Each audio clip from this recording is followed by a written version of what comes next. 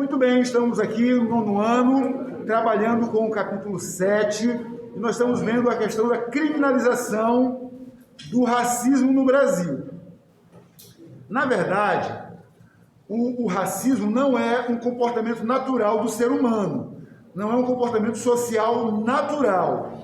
Não existem entre as etnias diversas a necessidade, não existe entre as etnias brancos, amarelos, negros, índios, vermelhos, né? Não existe nenhuma necessidade natural de racismo, de oposição ou de discriminação entre as raças.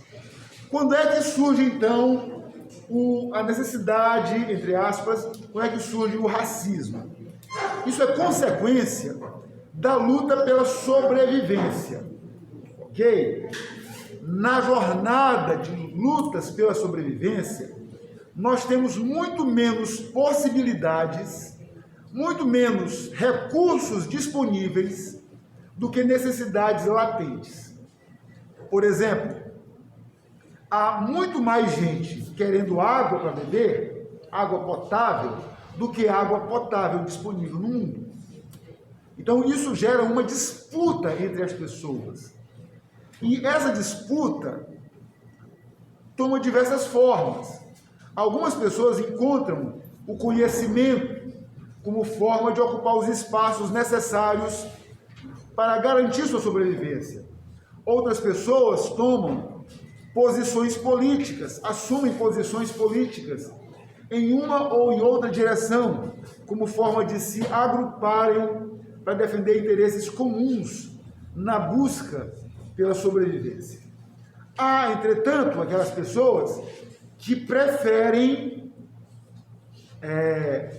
outro tipo de argumento, como os argumentos de desvalorização, de desqualificação do seu semelhante, daquele que a gente pode chamar de o outro, né? Então, dessa forma, começam os brancos a perseguirem os negros em algumas regiões, os negros perseguirem os brancos em outras regiões, cristãos perseguirem religiões não cristãs, islamitas perseguirem cristãos, enfim, heterossexuais perseguirem gays.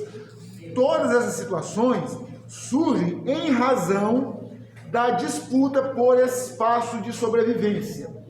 Porque, repito, os espaços de sobrevivência são menores do que as demandas por este lugar. É como se a gente tivesse toda a humanidade caminhando na direção de uma entrada de um funil, da boca de um funil.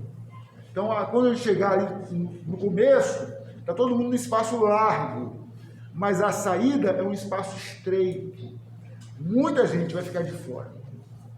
A imensa maioria não vai conseguir sobreviver adequadamente.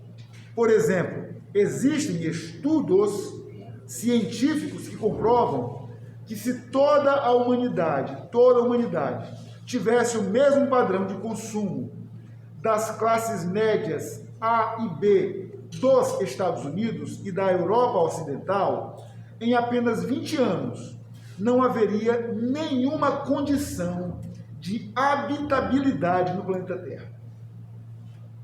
Porque a quantidade de recursos naturais não seria suficiente para sustentar 7 bilhões de pessoas vivendo naquele padrão de consumo. Não haveria energia, não haveria mais água potável, não haveria mais recursos minerais, tudo, a Terra se tornaria um grande deserto de sal em apenas 2 décadas. Então isso mostra que não dá para todo mundo viver daquele jeito. Ou, para que nós vivamos melhor, mais equilibradamente, ou eles abrem mão do padrão de consumo deles, ou nós vamos abrir mão de sonhar em viver como eles vivem. Não é possível para todos. Isso é uma questão cientificamente comprovada. Pois muito bem. Aqui no Brasil, isso também não foi diferente, isso aconteceu no Brasil. E as lutas para criminalizar o racismo, que era uma forma de excluir da corrida algumas pessoas, da corrida por sobrevivência, excluir algumas pessoas, essa luta pela criminalização do racismo começa ainda nos anos 50. Deixe-me falar um pouquinho para você sobre o que foram os anos 50. Todos sabemos que a Segunda Guerra Mundial acabou em 1945. Logo em seguida, veio o período de reconstrução da Europa, especialmente da Europa e da Ásia, onde aconteceu a guerra. China, Coreia do Sul, Japão, são países que foram muito... Índia, foram países muito afetados com a Segunda Guerra Mundial, sem contar com a Europa. A Alemanha, por exemplo, ficou totalmente destruída. 70% dos prédios das edificações prediais da Alemanha foram destruídos. E dos outros 30% que ficaram de pé, metade estava danificada por causa da guerra. Então tinha muita coisa para ser feita. E a Europa começa a trabalhar para se reconstruir o quanto mais rápido possível, limpar os escombros, refazer as coisas. Isso vai criar naquela época uma sensação de festa mundial. O mundo está em paz, tem muitos empregos, muitas obras sendo realizadas, os governos gastando mais recursos na reconstrução do que gastaram na guerra. Então, criou-se aquela sensação que até hoje o mundo, a cultura chama os anos 50 de, entre aspas, anos dourados. Foi uma época de muita prosperidade. Aqui no Brasil, isso vai acontecer também. Não ficou só nos Estados Unidos e na Europa. Aqui no Brasil também acontece um grande ciclo de prosperidade. Por exemplo, é nos anos 50 que é construído um monte de estrada no Brasil, tipo a Belém-Brasília. É nos anos 50 que é construída a própria capital federal atual, que é a cidade de Brasília. Foi uma cidade planejada. Brasília não surgiu do nada com o passar do tempo. Brasília foi projetada e construída justamente nos anos 50, neste ciclo de grande prosperidade.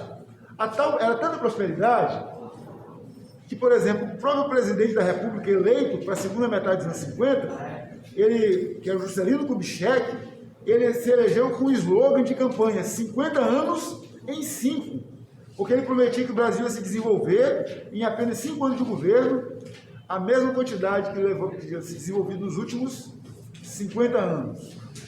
Nesses anos 50 foi criada a Petrobras no Brasil, o Brasil descobriu o petróleo, a indústria do automóvel, mas, assim como aconteceu nos Estados Unidos, assim como aconteceu na Europa, havia um problema muito sério. Poucas oportunidades para muitos candidatos. E assim como aconteceu na Europa e nos Estados Unidos, uma das formas de eliminar candidatos concorrentes era o racismo, a discriminação racial. E aí a gente começa a ter muitos problemas de racismo no Brasil. Os grandes problemas de racismo explodem nas maiores cidades brasileiras. E isso vai levar alguns setores da sociedade a pressionarem o governo pela aprovação de leis que criminalizassem o racismo. Era necessário tornar racismo em crime. E é dessa forma que a gente começa a verificar as leis aparecendo no Brasil. Ainda na década de 50 foram sancionadas as primeiras leis antirracismo. Então, o Brasil foi um dos primeiros países a aprovar leis antirracismo, tá? Porém, essas leis levaram muitos anos para ser efetivadas.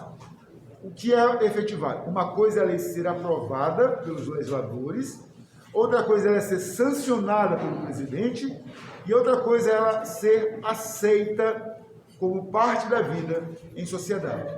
E essa aceitação ainda não é completa no Brasil até os dias de hoje. Bons estudos!